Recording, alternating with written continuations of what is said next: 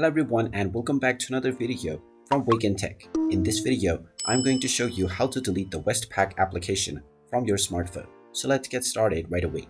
Now, if you wish to not use the Westpac application on your device anymore, then in order to delete the app, you have 2 or 3 different methods. The easiest one is to open up the iOS App Store or the Google Play Store depending on your device, and then search for Westpac using the search box.